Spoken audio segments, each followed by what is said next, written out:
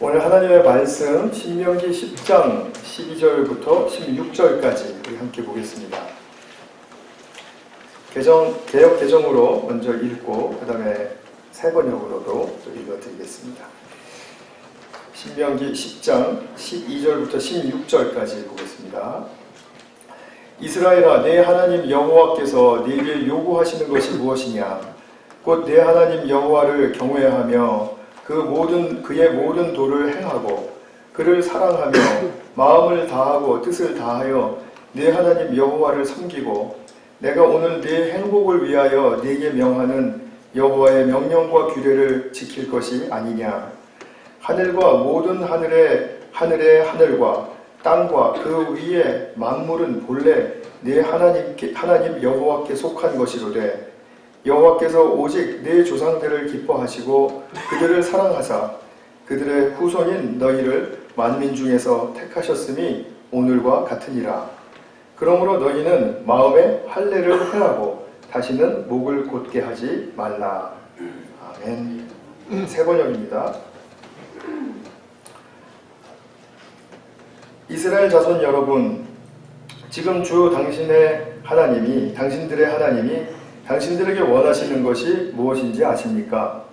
주 당신들의 하나님을 경외하며 그의 모든 길을 따르며 그를 사랑하며 마음을 다하고 정성을 다하여 주 당신들의 하나님을 섬기며 당신들이 행복하게 살도록 내가 오늘 당신들에게 명하는 주 당신들의 하나님의 명령과 규례를 지키는 일이 아니겠습니까? 그렇습니다. 하늘과 하늘 위에 하늘, 땅과 땅 위의 모든 것이 다 주 당신들의 하나님의 것입니다.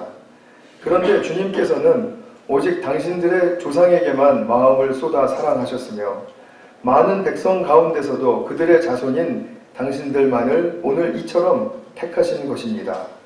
그러므로 당신들은 마음의 할례를 받고 다시는 고집을 부리지 마십시오. 아멘. 창세기부터 시작해서 이제 모세의 오경의 마지막 책인 신명기를 오늘 개관하는 시간이 되겠습니다. 우리 다음 주에는 모세오경, 창세기, 출애굽기, 또 레위기, 민수기, 신명기 또 5권을 같이 모아서 함께 그 전체적인 흐름과 주제를 또 살펴보도록 할 것이고요. 오늘은 신명기에서 과연 이 저자인 모세가 무엇을 마음에 품고 무엇을 전하기 위해서 지금 이 말씀들을 하고 있는가 하는 그런 부분들에 대해서 좀 살펴보도록 하겠습니다.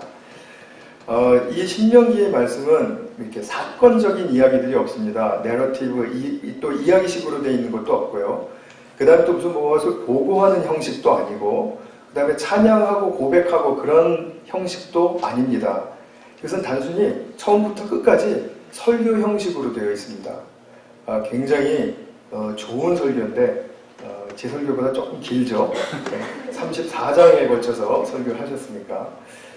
그래서 이 설교 말씀으로만 구성되어 있는 지금 이 배경, 이것을 아시면 조금 더 모세의 심정과 더 가까이 가실 수 있지 않을까, 그런 생각을 해봅니다. 신명기의 원어 제목은 말씀들이라는 말입니다. 그러니까 신명기는 그 말씀들이다. 그러니까 말씀들이라고 할 때 이스라엘 백성들은 무엇에 관한 말씀인지 알고 있습니다. 또 우리도 오늘날 알고 있습니다. 그래서 말씀들이다. 또 신명기는 이 히브리 원어로 할 때는 말씀들이지만 또 그리그로, 그러니까 헬라 말로 바뀔 때는 이제 지금 우리가 보고 있는 그 신명기라는 말, 디트로노미, 이것이 율법을 상세하게 설명하는 책이라고 이렇게 보시면은 맞는 이해가 될 것 같아요. 그러니까 이미 레위기에서 주신 말씀, 또 민수기에서도 군데군데에서 또 말씀해 주신 그 율법들, 그것에 대해서 상세하게 풀어주고 설명해 주는 책이다. 이제 이런 말씀이죠. 그러니까 또 그 레위기에 나오고 민수기에 나와 있는 그 율법을 정말 그렇게 즐겁고 막 이렇게 마음이 막 기쁘고 흥분되어서 이렇게 보는 게 아니라 이게 무슨 말인지 하고 봐왔는데 그걸 또 이렇게 길게 또 설명해 준다고 하니까 지레 이렇게 마음에 부담이 되지 않으신가요? 제가 서론이 너무 길었으니까. 지금 여기서 우리가 이제 이 부분을 딱 잡으시면 레위기에서 또 민수기에서 주신 그 말씀들, 또 앞서서 출애굽기에서도 주신 그 좀 지루하다 싶은 그 성막에 관한 또 율법에 관한 그런 말씀들, 그런 말씀들의 본의를 잡으실 수 있고, 그리고 이것이구나 하고 이 말씀에 더 가까이 들어가실 수 있다고 저는 믿습니다. 그래서 오늘 기대를 가지시고 오늘 최대한 대로 제가 또 빨리 하겠습니다만 이렇게 좀 인내를 가지시고 경청해 주시면 감사하겠습니다. 민수기는 좀 구조를 먼저 보게 되면 처음에 머릿말이 있고 제일 마지막에 이제 맺은 말이 있습니다. 머릿말은 1장 1절부터 5절까지 짧습니다. 그리고 이제 1장 6절부터 본론으로 들어가는데 이 본론의 부분에 대해서는 크게 세 가지로 나누어 볼 수 있습니다. 첫 번째는 1장 6절부터 4장 43절까지 1, 2, 3, 4장에 걸쳐서 역사적인 회상을 하는 말입니다. 그러니까 출애굽해서부터 지금 모압 광야 이 자리에 이르기까지 일어났던 일들, 그것을 모세가 잘 설명해주고 있어요. 여기는 그렇게 지루하거나 그러지 않고 굉장히 흥미롭습니다.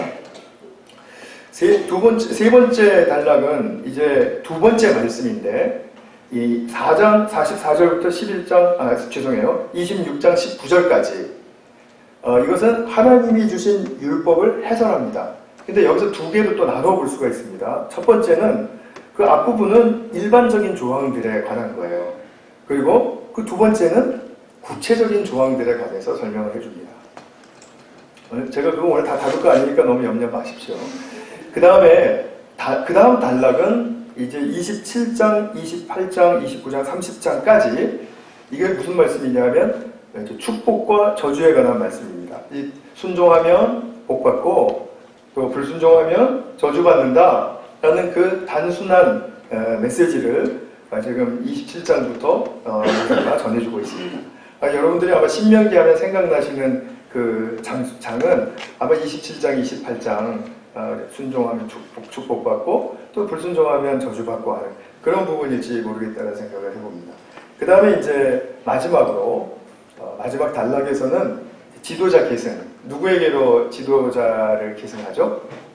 여호수아에게 하죠. 그래서 여호수아 그리고 또 모세가 각 12지파에 대해서 축복하는 또 축복의 말씀, 그리고 마지막으로는 모세 같은 사람 없었다 이렇게 덧붙인 말씀이 이제 결론 부분을 이렇게 딱 장식을 해서 완벽한 그 신명기의 책을 이제 내게 되었습니다.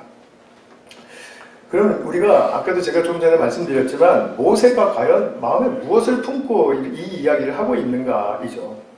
당시의 상황을 한번 머리에 그려보시기 바랍니다. 이스라엘 백성들이 출애굽해서 40년 동안 그 광야 생활 참 고생 많이 했겠죠. 그리고 이제 약속한 가나안 땅에 들어가기 바로 직전에 그 모압이라는 곳에 아주 큰 평지에서, 그래서 모압 평지에서 지금 모여 있습니다. 이제 명령만 떨어지면 가나안 땅으로 출격할 그런 지금 준비가 되어 있습니다.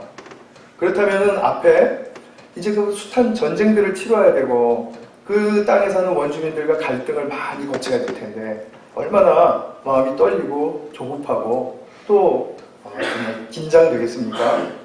그런 상태에 있는데 광야 1세대 리더인 우리 모세가 이집트에서 종되었던 그 자기 백성들을 이끌고 광야에 나왔는데 지금 모여있는 그 사람들을 바라보니까 20세 넘는 남자들 중에서는 여호수아랑 갈렙만 말고는 전부 다 광야에서 죽어버린 거예요.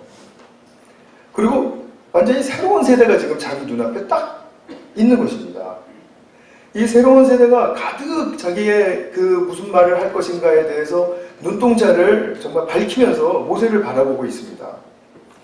그런데 말씀드렸듯이 지금 이 사람들은 전쟁을 바로 앞둔 사람들이란 말이죠. 그러면 모세 입에서 무슨 말이 나오기를 기대할까요? 전쟁은 이렇게 준비를 하고 이렇게 마음을 잘 먹고 서로 잘 도와주고 격려하고 그래서 전우회를 살리고 그래서 끝까지 이길 때까지 싸워야 된다. 이런 뭐 의지를 고취해 준다라든지 아니면 뭐 그런 방법론에 대해서 좀 얘기를 해 준다라든지 저는 이래야 될 것 같은데 모세가 하는 얘기는 뒤로 돌아가서 레위기 때 그 출애굽하고 나서 받은 이 율법과 또 그 율법을 주신 하나님의 그 마음, 하나님의 심정, 하나님이 진짜 원하시는 게 무엇인가 지금 거기에 대해서 온통 초점을 기울이고 전쟁에 대한 이야기는 신명기에 아무것도 나오지가 않습니다. 살짝 조금씩 이렇게 단어로 스치는 정도로 나오는데 지금 그렇습니다. 그러니까 지금 이 이스라엘 백성들이 모세 앞에서 집중이 잘 될까요? 잘 안 될 것 같죠? 그런데 됐다라는 얘기죠. 믿음의 세대니까. 이 사람들이 지금 모세가 전하는 말씀을 차분히 앉아서 끝까지 경청을 하는 것입니다. 지금 이런 분위기가 지금 정말 그 상황과 그들의 어떤 내적인 상태와 이런 것들을 잘 이렇게 헤아리시면서 한번 들어가 보겠습니다. 모세는 누구보다도 하나님을 잘 안 사람이죠. 하나님과 교제를 많이 했고 시내산에 올라갔을 때도 하나님 거로부터 직접 배우기도 했고 또 하나님께와 또 대화도 했고 또 논쟁도 했고 여러 가지 일들을 통해서 하나님이 어떤 분이신가를 정말 잘 아는 사람입니다. 또 그와 동시에 자기가 이끌어온 그 백성들이 광야에서 어떻게 하나님에 대해서 행동하고 또 자기들끼리는 또 어떻게 행동하고 하는 것을 깊이 바라봄으로써 인간이라는 존재가 이러하구나. 인간은 정말 하나님의 사랑받는 그 참 모습을 가진 존재이기도 하지만 정말 이렇게 위기 상황이 오고 어려운 상황이 오면은 자기 멋대로 자기의 욕심을 부리기도 하고 불평하기도 하고 싸우기도 하고 이런 죄인이로구나. 이것을 또한 누구보다도 잘 알았던 사람이죠. 그러니까 지금 모세는 하나님도 너무 잘 알고 이 사람들의 상황과 처지도 너무 잘 알아요. 탓해가지고 그리고 야단만 쳐가지고 고쳐지지 않을 사람들이라는 걸 너무 잘 알아요. 그렇기 때문에 이 모세는 지금 자기가 이제 인생이 얼마 남지 않은 이 상황에서 이제 곧 하나님이 불러가실 텐데 가나안 땅으로 백성들이 들어간다라는 말은 자기는 들어가지 못한다고 했으니까 이제 그 전에 죽을 이제 나를 기다리고 있는 모세의 심정에서 무엇을 가장 마음에 두고 가르쳐줘야 될까? 그러니까 전쟁 준비 잠깐 스톱. 그리고 내 말을 좀 들으시오. 하고 지금 모두 다 모아놓은 거예요. 그래서 모압 평지에서 깊은 그 말씀의 사경회가 지금 일어난 것입니다. 그 배경은 1세대를 본받으면 안 된다는 거죠. 그러니까 2세대들에게는 너희 어머니 아버지 이러한 신앙의 행태를 배우면 안 된다. 인지상정이라고 그렇게 할 수 있었던 걸 이해될지 모르지만 그러나 그럼에도 불구하고 따라가면 안 된다. 그러면 무엇을 해야 될 것인가? 오늘 우리 본문의 말씀에도 나왔고 앞뒤로 숱하게 많이 나오는 말씀이 있죠. 하나님을 사랑하고 하나님을 경외하고 너희들의 마음과 뜻과 정성과 온 힘을 다해서 하나님 말씀에 붙들리고 하나님 말씀을 지키려고 애써야 한다. 그것이 진실된 여러분들의 모습이어야 한다라고 지금 모세가 강조해서 말하고 있는 것입니다. 1장 3절과 5절을 제가 잠깐 읽어드리겠습니다. 1장 3절에는 이집트에서 나온 지 40년째가 되는 해에 11째 달 초하루에 그러니까 지금 나온 지가 40년 되는데 이제 며칠만 더 지나면 만 40년이 되는 것입니다. 그때 모세는 주님께서 이스라엘 자손에게 말하라고 명하신 모든 것을 그들에게 말하였다. 그리고 5절로 넘어가면 장소는 어디냐면 모세는 요단강 동쪽 모압 땅에서 이 율법을 설명하기 시작하였다. 그리고 이제 쭉 1장 6절부터 이제 자기의 말을 이제 시작을 합니다. 물론 하나님께서 가르쳐 주신 말씀이죠. 첫 번째로 우리가 크게 두 가지 주제를 오늘 보시게 될 텐데요. 이것은 서로 깊이 연결되어 있기 때문에 다른 주제라고 볼 수가 없습니다. 첫 번째 주제는 무엇이냐면 이스라엘 백성들은 지금 그 상황 속에서 하나님과 정말 그 깊은 언약을 맺고 형성된 존재들이다. 언약의 존재들이다.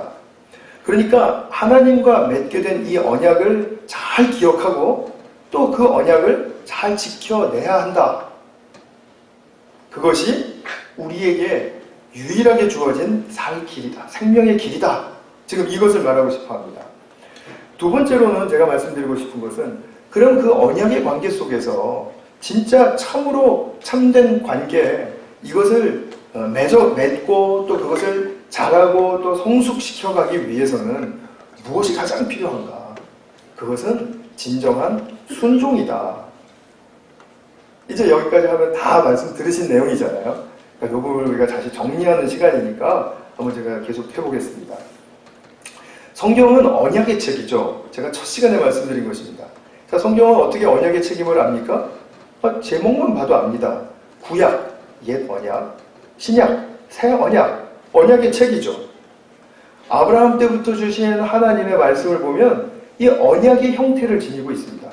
그래서 아브라함아, 네가 이렇게 하면 내가 이것을 약속하고 실행해 줄게. 이렇게 말씀을 하신다는 거죠. 무조건 해주신다라고 말씀하시지 않습니다. 무조건 해주신다라고 하면 우리를 인격적으로 취급하시는 하나님이 아니신 거예요. 한번 생각해 보십시오. 하나님과 관계를 맺었습니다. 제가 하나님이 말씀하시는 것을 잘 따르고 이렇게 하면 그러면 거기에 그 따르는 길 속에 축복이 있어. 하나님께서 주시고자 하는 그런 은혜의 선물들이 있다. 이렇게 들었을 때 그러면 저는 그 언약의 관계를 잘 지키기 위해서 하나님이 약속하신 것들에 귀를 기울이고 그리고 그것을 잘 지키고 행하려고 애를 써야 되겠죠. 그것은 곧 이런 말이죠. 아, 너는 못할 거니까 내가 다 해줄게. 이런 뜻이 아니고 너 할 수 있어. 그러니까 네가 찾고 구하면 너에게 주어진 이 삶의 역량과 모든 배경과 그리고 하나님이 주신 그런 모든 자질 속에서 이것을 다 누릴 수 있어. 이것이 바로 네 것이 되는 거야. 내가 주었지만 네 것이 되는 거야. 그래서 내 것으로 다 선물로 주시기 위해서 그걸 누리게 해주시기 위해서 우리로 하여금 하나님의 동등한 존중받는 파트너로 세워주셨다는 것입니다. 언약의 패턴을 보면 그때 당시 나라들에 있어서 주종 관계를 설명하는 그런 종주국과의 그 언약의 패턴을 가지고 있지만 사실은 깊이 들여다보게 되면 하나님께서 당신의 백성들을 얼마나 존중하시고 그리고 얼마나 우리들을 인정해 주시는가에 대한 것을 엿볼 수가 있습니다. 그래서 이 하나님께서 언약을 우리와 맺어주셨다는 것은 우리가 거부하면 언약이 깨지는 것입니다. 우리가 그만큼 언약에 있어서도 하나님이 부여하신 주도권을 가지고 있다는 거죠. 그렇기 때문에 하나님이 어떤 분이신지를 우리가 알고 그 언약을 붙들기 위해서 무척 애를 쓰고 그리고 그 언약의 말씀을 지키기 위해서 내 삶을 헌신하면 그것은 하나님께서 정말 우리를 기계처럼 다루시는 그런 몰모트와 같은 그런 존재가 아니라 정말 자연스러우면서도 인격적이면서도 정말 그 자질이 갖추어져가는 인간의 완성체로서 하나님께서 보시기에 너무나 큰 기쁨이 되신다는 거죠. 우리가 장난감을 가지고 놀 때의 그 기쁨과 그리고 이 반려견들이나 이 반려동물들을 훈련시켜서 그들이 나의 말을 들을 때 그 기쁨은 다르다고 볼 수 있죠. 반려견들이 말을 들어서 나의 말을 듣는 것보다 나의 자녀들이 정말 인격적으로 대우를 받고 자유함 가운데 자발적으로 부모의 말을 듣고 부모와 친밀하게 다가오는 것을 보면 그건 더 기쁨이 될 수 있죠. 그런 것입니다. 그래서 지금 모세가 지금 계속 일깨워주고 싶어 하는 것은 그냥 무조건 되는 대로 사는 삶이 아니다라는 거예요. 우리가 애쓰고 붙들고 그리고 열심히 살아야 하는데 과연 거기서 무엇을 애쓰고 무엇을 붙들고 무엇을 열심히 살아야 하는가. 지금 그것이죠. 근데 이 언약의 관계라는 것이 그렇지 않습니까? 우리가 결혼을 해서 결혼 언약 관계를 맺었고 또 자녀를 낳아서 가족의 또 약속의 관계도 우리가 갖고 있고 또 교우들끼리 이렇게 모여 있을 때도 교우 간에 어떤 관계가 있는데 이 관계가 한 번 좋으면 계속 영원히 좋습니까? 그런 것을 경험한 사람은 별로 없죠? 좋았다 나빴다 좋았다 나빴다 하지 않습니까? 저만 그런 거 아니잖아요. 그죠? 네. 그러니까 또 한 번 그렇습니다. 한 번 나빠지면 좋아지지 않는 거 아니죠? 한 번 나빠졌다고 해서 정말 영원히 계속 그렇게 나빠지는 상태로 가지 않죠. 그러니까 무슨 말입니까? 이 고저가 있는 이 관계라 이거죠. 하나님과의 관계 속에서도 이 고저가 있습니다. 올라갔다 내려갔다 올라갔다 내려갔다 또는 백슬라이딩 했다 또 다시 올라갔다 이렇게 되는 거죠. 이것이 하나님과의 관계에서도 적용이 된다는 것입니다. 광야 1세대는 하나님과 그 정식 관계를 언약의 관계를 시내산에서 맺었죠. 우리가 그것을 보았습니다. 출애굽기 19장의 이야기이죠. 거기서 하나님과의 관계를 통해서 풍성한 축복을 약속받는 율법을 수여받았습니다. 그런데 그 다음으로 어땠죠? 번번이 그 관계가 상했습니다. 지난주에 보셨듯이 일만 나면 불평하고 원망하고 다투고 권력투쟁하고 그리고 비판하고 비난하고 이것은 자기들 공동체에서 사람들끼리 일어난 것처럼 보이지만 사실은 하나님께서는 그렇게 사는 것은 나와의 관계를 망가뜨리는 거다라고 말씀을 하세요. 예를 들어서 설명을 해드리겠습니다. 민수기 20장에 보면 백성들이 가데스라는 장소에 도착했을 때 물이 없었습니다. 그래서 또 이제 물 내놓으라고 모세와 아론에게 가서 이제 막 비방을 하고 그리고 모세 멱살까지 잡았다고는 나와 있지 않지만 그만한 일을 했습니다. 그랬더니 모세가 이제 가뜩이나 그 전까지도 막 이렇게 막 마음이 상해 있었는데 그게 또 이제 더 도져져가지고 화가 이제 무척 많이 났죠. 그러던 상황 속에서 하나님께서 너 지팡이 들고 반석 위에 서라. 그리고 반석에게 명령해라. 물이 나오도록. 그렇게 했는데 모세가 지난주에 제가 잠깐 설명했네요. 그냥 화가 나서 반석에 그냥 지팡이로 꽝꽝 쳐버렸습니다. 그랬더니 물이 콸콸 나온 거예요. 그래서 온 백성과 가축들이 전부 물을 풍족하게 마셨습니다. 그리고 이제 만족했겠죠. 그러고서 이들이 뒤를 돌아보면서 야, 그렇게 물 없을 때는 역시 no cry, no milk로구나. 아, 이게 부르짖어야 돼. 불평해야 돼. 그리고 모세랑 아론에게 이렇게 심하게까지 한번 가서 부딪혀야 그래야 뭐가 나오는 세상인 거야. 그러니까 하나님도 우리가 불평하고 뭐 그런 삶을 이렇게 하는 거 이해하실 거야. 아, 괜찮지 않았어? 그거 봐. 이해하시지 못했다면 왜 물을 주시겠어? 백성들이 이렇게 말할 수 있겠죠? 모세 입장에서는 어떻습니까? 내가 지도자인데 내가 맨날 성질만 죽이고 살아야 되냐. 나도 한번 화가 났다. 참으려고 했는데 근데 쳤다. 근데 물이 나왔지. 쳐도 나오는데 불이 하나님 이 물이라는 거는 없는 곳에서 나오는 정말 창조적인 그런 은혜의 선물인데 그러니까 화가 나면 화를 좀 내도 되고 하나님이 뭐 말하라고 하셨지만 뭐 이렇게 가끔가다 좀 치기도 하고 그래도 되고 하나님이 그걸 괜찮다고 생각하시는가 보다. 이렇게 결론 짓고 나아가기가 쉬웠겠죠. 그렇죠. 왜냐하면 은혜의 선물이 너무 풍족하니까. 그죠? 근데 하나님은 그렇게 말씀하시지 않으세요. 그 사건 속에서 20장 13절에 여기에서 이스라엘이 주님과 다투었다. 그리고 모세와 아론에게도 너희들이 나의 명령을 거역하여 나와 다투었다. 내가 굉장히 상했어. 나 지금 마음이 무척 슬프고 안타까워. 이런 말씀이시지 않습니까? 어쩌자고 나랑 싸우는 거야? 이런 말씀 아니세요? 나와 다투었다라고 말씀을 하세요. 불평하고 비난하고 화내는 상황에서도 물은 주셨습니다.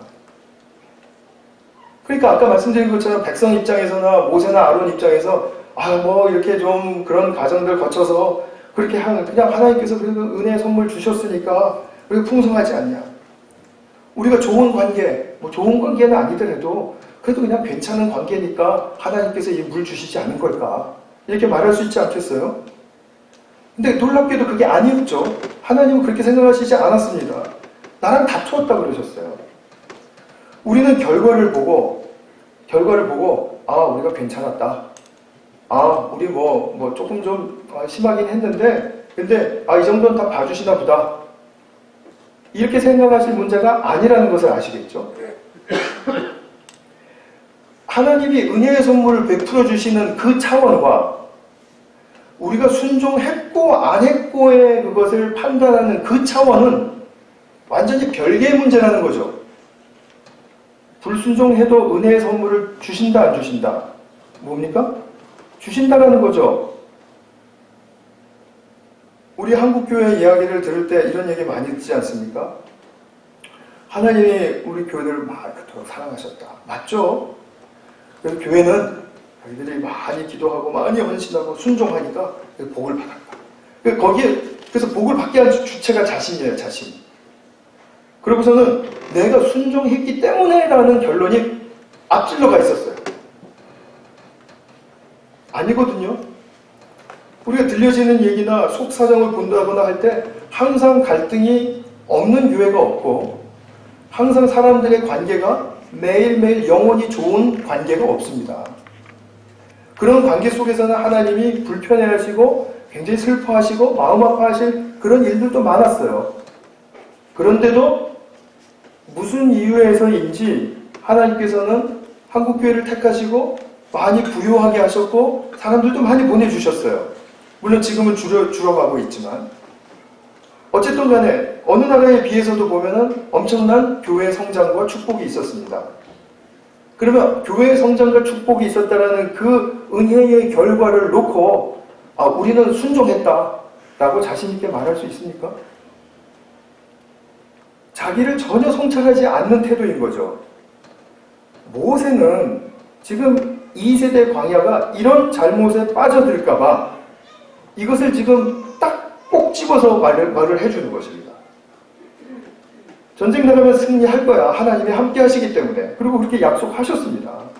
그렇게 지금 말하고 있습니다. 그러나 하나님이 승리하게 하여 주시는 그 가나안에서의 그 승리와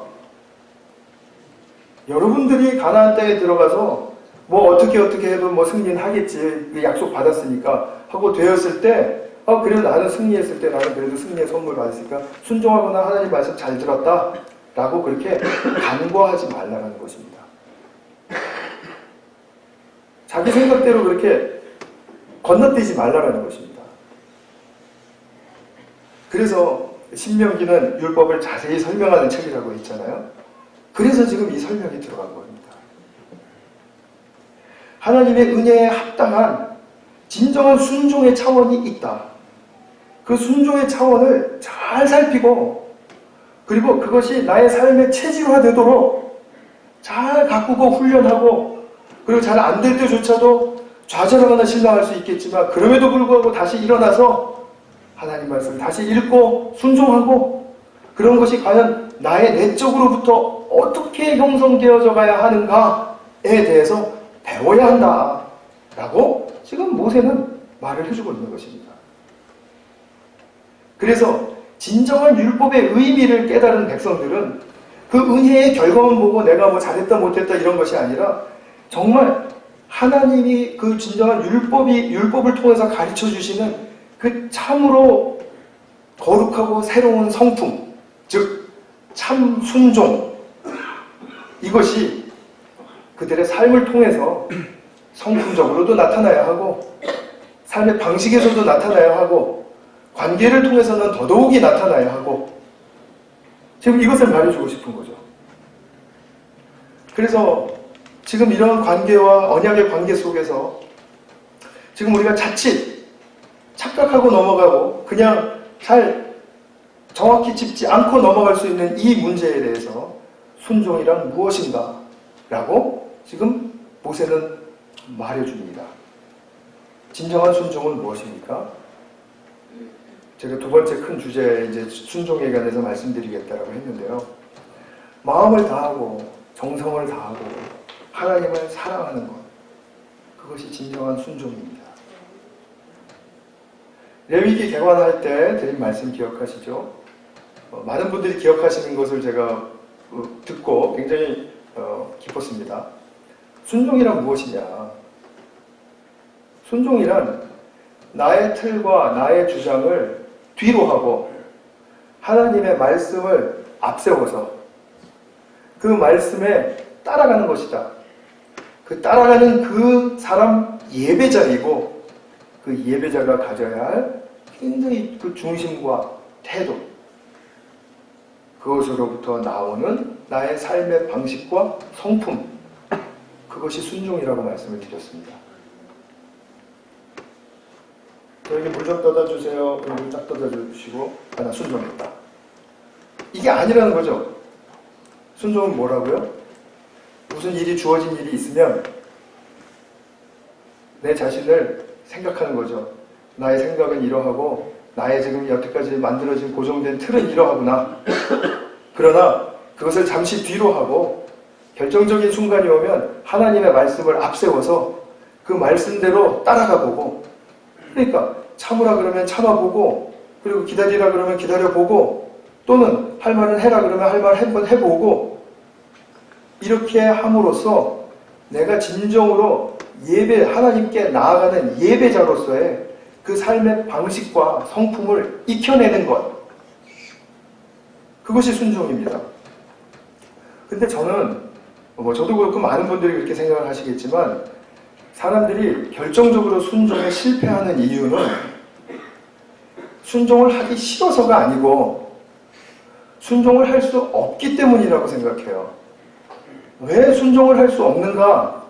그것은 결정적으로 우리 모두 다 사람이라는 내면에 내재된 그 두려움과 수치가 나를 장악하고 있기 때문에, 보통 때는 순종합니다, 하나님을 신뢰합니다, 그리고 순종해야죠, 이렇게 말은 하는데, 결정적으로 자기에게 어떤 사건이 딱 터지거나 아니면 위기가 터지거나 문제가 생기면은 그 신뢰하겠다라는 말이 쑥 뒤로 가고 자기에게 있는 자기의 틀과 생각, 즉 그것은 뭐죠? 내 속에 있는 두려움과 수치를 가리기 위해서 잘 내가 훈련시켜온 제2의 나, 그것으로 지금 딱 반응을 해버리니까 그 반응을 하는 가운데는 에고만 상할 뿐이죠.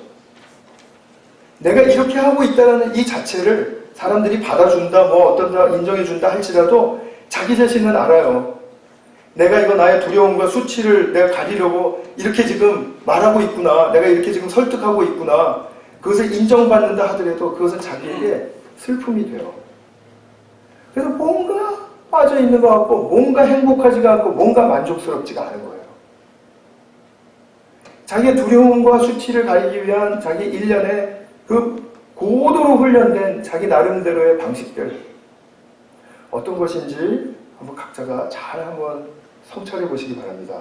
이거 제가 여기까지밖에 말씀을 드릴 수밖에 없습니다. 제가 왜냐하면 사정을 모르지 않습니까? 모든 분들이.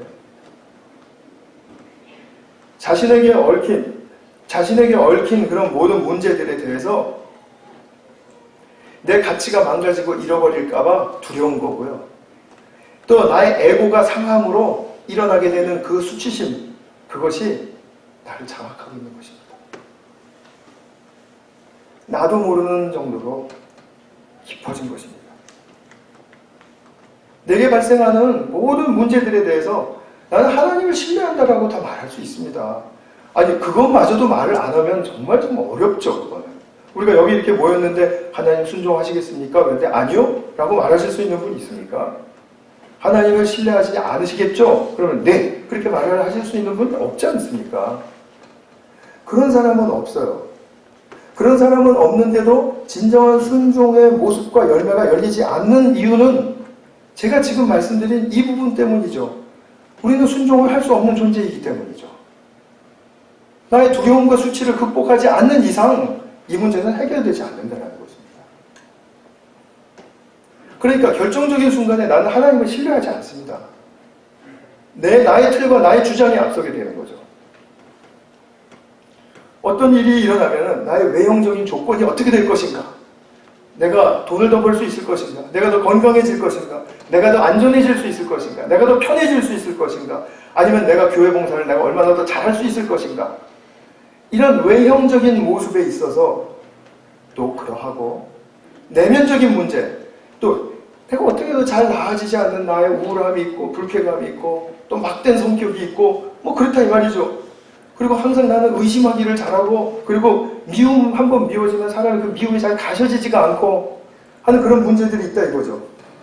그런 외형적인 조건이라든지 내면의 문제에서라든지 어떤 일이 딱 자기에게 이 일이 터지면은 그것 중에 쭉 스캔을 해서 내가 지금 여기에서 내가 더 잘 살아갈 수 있고 내가 이것을 잘 극복할 수 있는 그것은 무엇인가를 딱 잡은 다음에 그 다음에는 여지없이 자기에게 길러진 방식과 성격과 기질대로 습관대로 나아가게 되는 거죠.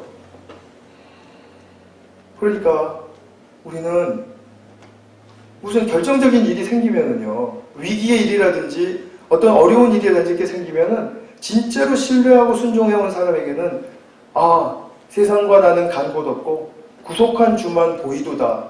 이 고백이 나와야 되는데 이 고백은커녕 내가 넘어서야 할 저 일이 내게 문제로다. 저 일만 보이는 거죠.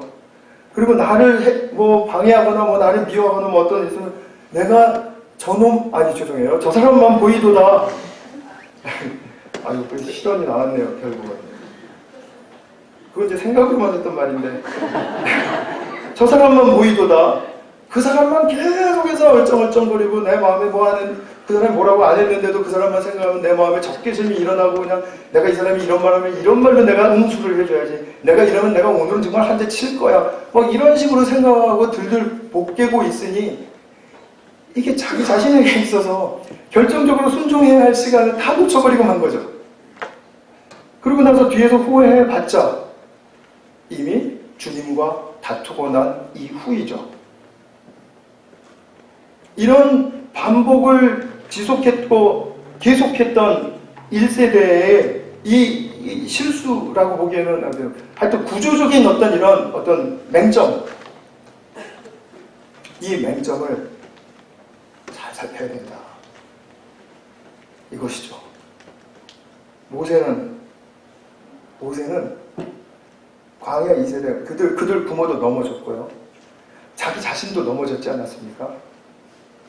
그런 넘어진 삶의 정황 속에서 자기 눈앞에서 지금 자기를 정말 똘망똘망 바라보고 있는 20대, 30대, 40대의 사람들에게 정말 이것만큼은 여러분들이 승리해 주기를 바란다. 이 심정으로 여호와를 사랑하라. 그를 경외하라. 그가 주신 말씀 헛된 것 아무것도 없으니까 믿고 지켜라. 그 이야기하는 것이에요. 신명기에서 다시 재조명하고 싶은 것은 바로 하나님을 순종하는 우리의 내면의 동기와 또 외면의 정황 속에 내가 어쩔 수 없이 그냥 리액션 할 수밖에 없도록 갖추어진 나의 내 이의 모습들, 가짜 모습들, 가짜 자기들, 이런 것들을 다시 한번 쳐내야 된다. 냉철해야 된다. 이것이죠. 그래서 하나님을 사랑하는 것, 하나님을 신뢰하는 것, 이것이 결정적인 순간에 드러나야 된다. 이것입니다. 민수기 36장 13절 제일 뒤에서 보시면은 이것은 주님께서 여리고 건너편 요단강가 모압 평지에서 아까 1장에서 보셨던 말씀이죠. 모세를 시켜 이스라엘 자손에게 말씀하신 명령과 규례이다 라고 말을 마무리했습니다. 근데 지금 본론에서 이렇게 첫 번째 말씀, 두 번째 말씀, 세 번째 말씀이 있다고 했지 않습니까? 그래서 오늘 설교 제목이 말씀 이렇게 세 개의 말씀으로 제가 적어놓은 것이고요. 이제 제가 조금 좀 본론에 있어서 첫 번째, 두 번째, 세 번째 말씀에 있어서 쭉 맥이 통하는 말씀들을 몇 군데 읽어드릴 텐데요. 여기만 나온 것이 아니라 제가 교환에는 전부 그 성구들을 제가 발견한 성구들을 기록해 드릴 테니까 교환 받으시면 집에서 꼭 찾아보시기 바랍니다. 4장에서부터 본론이 시작된다고 했는데 4장 29절에 이런 말씀이 있습니다. 거기에서 당신들은 당신들의 하나님이신 주님을 찾을 것입니다. 당신들이 하나님을 찾되 마음과 성품을 다하여 하나님을 찾으면 만날 것입니다. 6장 5절 유명한 말씀이죠. 당신들은 마음을 다하고 뜻을 다하고 힘을 다하여 주 당신들의 하나님을 사랑하십시오.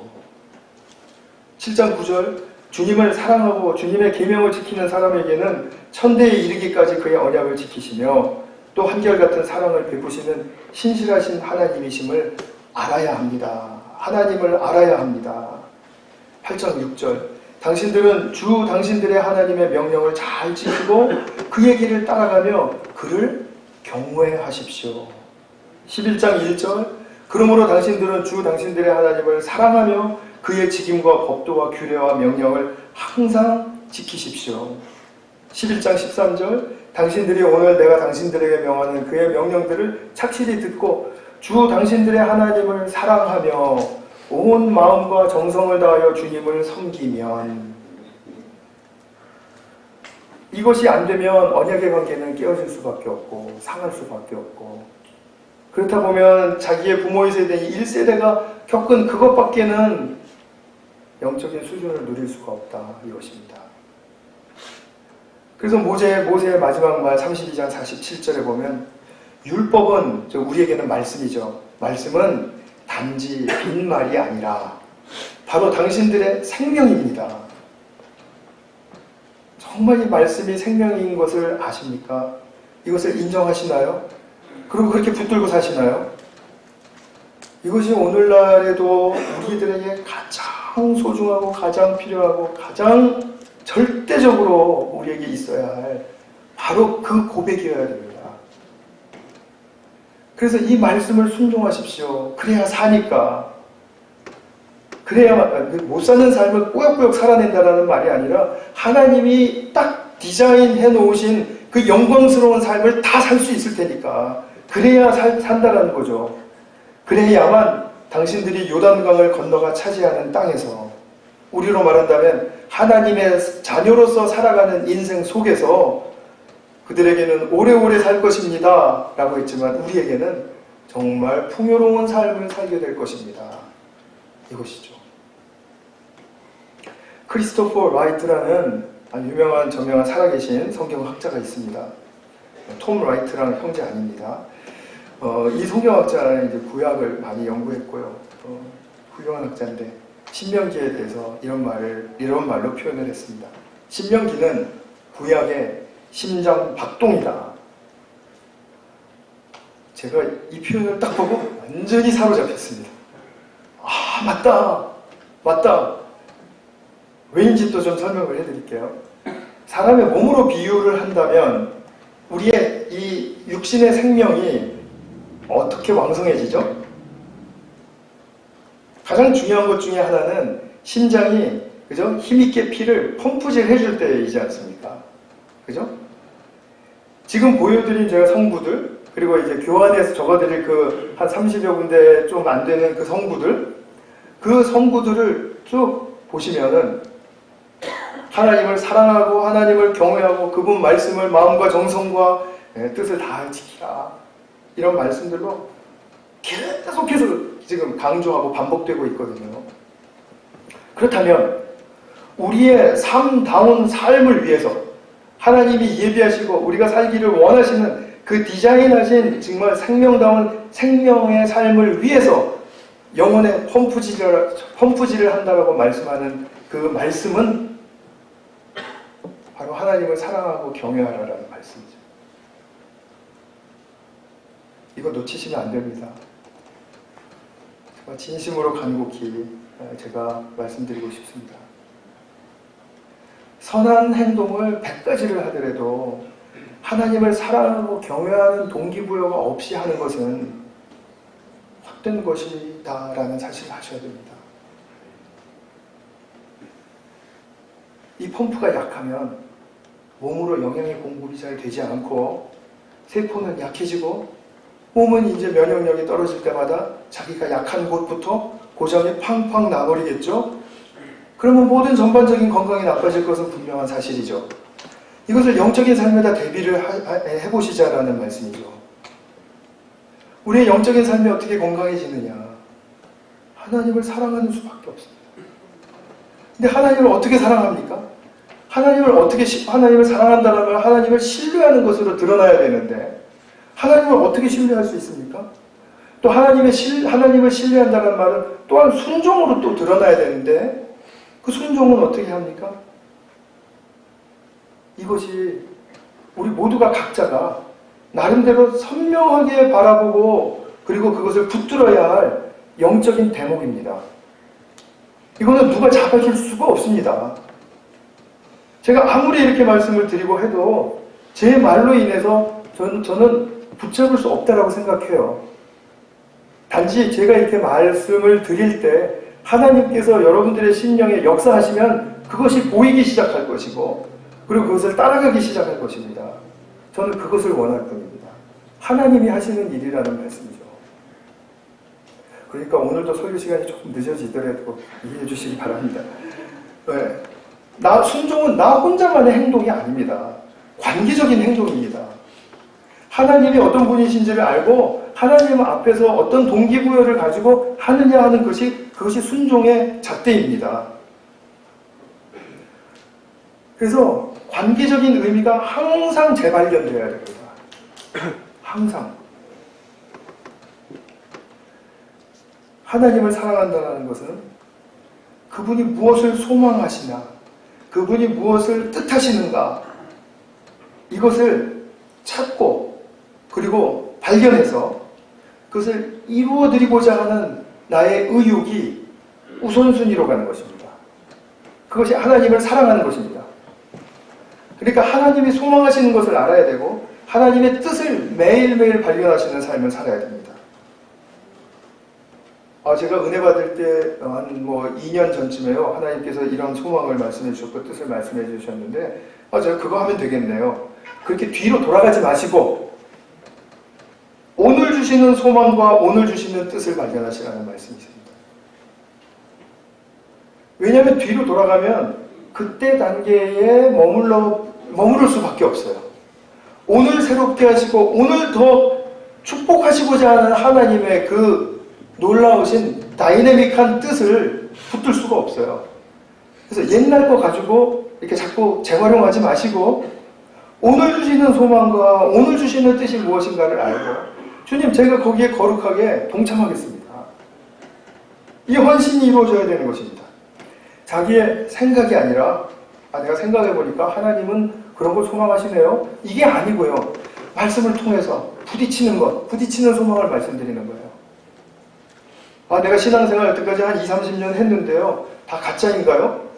가짜라고 생각하시더라도 오늘 진실하시면 되지 않겠습니까? 지난 시간에 내가 가짜인지 진짜인지 그렇게 생각했던 거 그렇게 아까우세요? 오늘이 중요한데? 그리고 앞으로가 중요한데? 저는 하나님의 말씀 앞에 설 때마다 제가 정말 정직한 고백으로 여러분들께 말씀드릴 수 있는 것은 제가 어제까지 믿었던 것이 다 가짜라 할지라도 오늘 주시는 생명의 말씀에 붙들리겠습니다가 저의 고백입니다. 여러분 이거 없으면 새로워지지 않습니다. 지금 모세가 그토록 광야에서 많이 들었고 고민했고 그리고 부딪혔고 그리고 깨달았고 했던 그 광야 2세대의 사람들 앞에서도 지금 이 말씀을 그토록 강조해서 하시는 그 이유를 한번 생각해 보십시오. 이것을 만나셔야 됩니다. 신명기에서 모세가 그토록 절규하는 정말 그의 심정, 그것을 우리가 읽어내지 못하면 우리의 심장 박동은 약해질 수밖에 없습니다, 여러분. 오늘 신명기의 그 의도를 생각하면서 저는 몇 가지 겉면의 말씀으로 말씀을 맺겠습니다. 저와 여러분이 이 예배를 드리고 있는 이 자리에서 예배를 드리는 이 자세와 과연 내적인 동기가 무엇인지 깊이 성찰해 보시기 바랍니다. 잘못하고 있으니까 그걸 알아라라는 뜻으로 말씀드리는 게 전혀 아닙니다. 이것은 우리가 잘하고 있더라도 다시 한번 점검해야 될 것이고 왜냐하면 여기까지 나오셨으니까 이것은 반드시 주님 앞에서 우리의 진실된 모습으로, 정직한 모습으로 해야 할 것입니다. 내가 하나님을 사랑하고 신뢰하기 때문에 이 예배의 자리로 정말 기꺼이 사모하는 마음으로 나온 곳인지, 아니면 종교적인 의무 때문에 나온 곳인지, 내가 여기 나오지 않고 골프장에 갔다라면 골프장에 골프공에 맞을까봐 겁이 나서 내가 여기 나온 것인지, 그런 건 아니겠지만 예배를 안 드리면 허전해서인지, 예배 안 나오면 또 사람들이 전화해서 왜 안 나왔냐 또 이렇게 물어볼 거니까 그냥 나가야지, 뭐 할 것도 없는데 그러고 나온 것인지. 근데 이 예배는요, 뭐 그런 생각을 가지고 나오셨다 하더라도 어쨌든 나오신 것만으로 눈에 보이기 때문에 이제 이게 그죠? 알 수는 있습니다. 예배 나오셨구나, 이렇게 알 수는 있습니다. 참석 여부가 눈에 보인다 이거죠. 그런데 각자의 기도 생활과 말씀 생활은 어떻습니까? 이것은 자기가 자기를 속일 수도 있습니다. 멋지게 속여버릴 수가 있습니다. 그냥 성격적으로 말씀 이렇게 한두 장, 이렇게 세 장, 서너 장 읽고요. 오늘 말씀 봤으니까. 충만하지도 않은데 괜히 자기가 만들어낸 충만함을 막 누리고 이렇게 될 수 있다는 거죠. 기도 생활을 하더라도 1분이 정직하고 1분이 진실되어야 되는데, 내가 아무리 많은 시간을 기도 생활을 한다고 한들 나의 내적인 동기와 나의 자세는 하나님을 사랑하지 않는 자세인데 그것을 어떻게 기도를 드렸다라고 말씀을 드릴 수 있겠냐라는 거죠. 근데 이것은 그 누구도 알 수가 없습니다. 저 사람이 진짜 진실한 기도 생활을 하는지, 진짜 말씀에 붙들려서 말씀을 사모하는 그 삶으로 사는지 알 수가 없습니다. 그렇지 않습니까? 알아도 말을 할 수가 없죠. 그거는.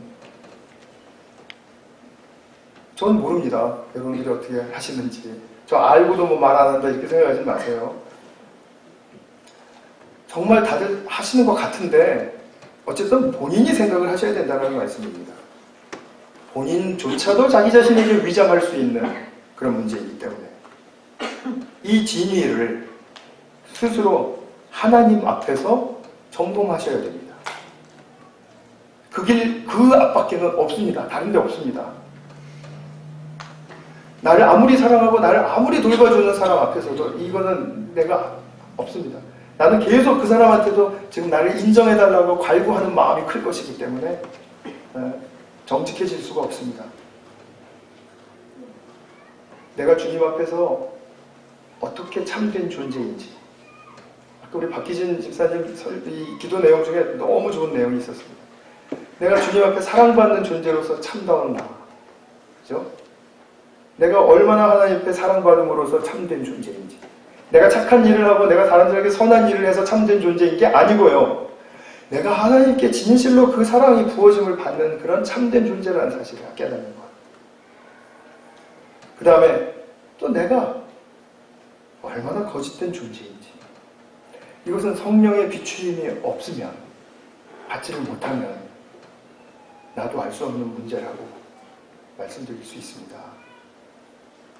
나의 존재의 이 심장의 박동 상태가 어떠인가 하는 것은 주님과 스스로 시간을 가지셔야 되고, 주님께 스스로 자기의 헌신하셔서 그 시간 앞에, 그리고 그 장소 앞에 자신이 알아내야 됩니다. 내가 스스로 깨닫기 전에는 하나님도 비춰주시기만 하시지 말씀하시지 않아요.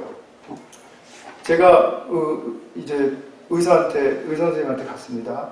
자, 오늘부터 매일매일 혈압 체크하십시오. 아침 저녁으로. 그 혈압 체크하라 그러면은 제가 체크해서 제 혈압 수치가 얼마인지 제가 알아야 됩니다. 그렇죠? 자기가 하고 자기가 알아야 돼요. 그리고 나는 그거를 보고 드리는 거예요. 선생님한테. 하나님이 다 해주시지 않고 다 알려주시지 않고 다 이렇다라고 말씀하시지 않아요. 내가 준비가 되어 있지 않고 내가 진실하지 않고 내가 정직하지 않으면 그렇게 진실된 말씀을 다 들려주셔도 분명히 모른 척할 것이 뻔하기 때문입니다. 그것이 우리의 약점입니다. 우리의 심장 박동 상태가 어떠하십니까? 급하게 막 뛰고 계십니까?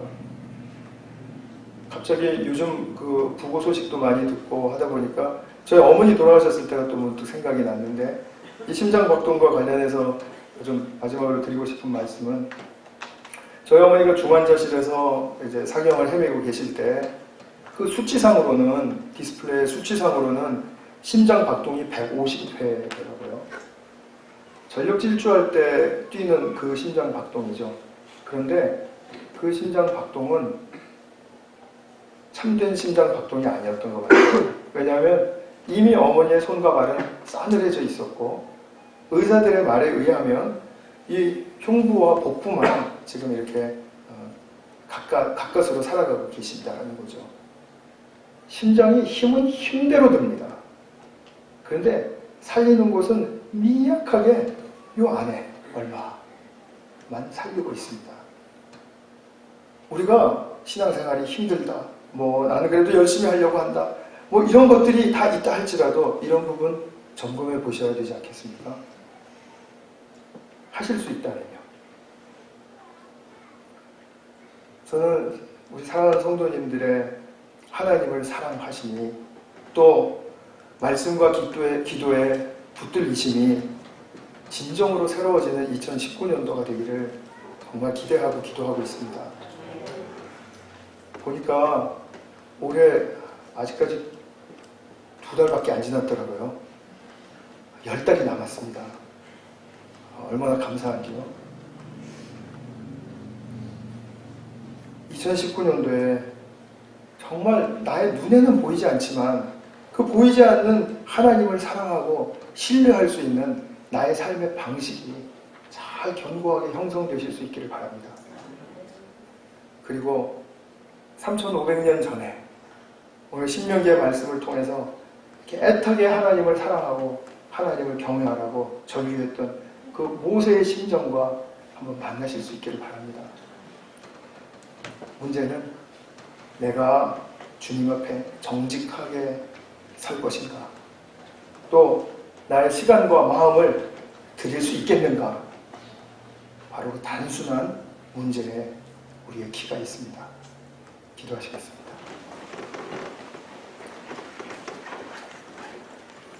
정말 우리가 잠깐 멈춰 세우고 광야 2세대에게 하나님을 사랑하라고 절규하는 우리 모세의 이 심정을 한번 헤아려 볼 수 있으면 좋겠습니다. 나는 과연 하나님을 사랑하는가?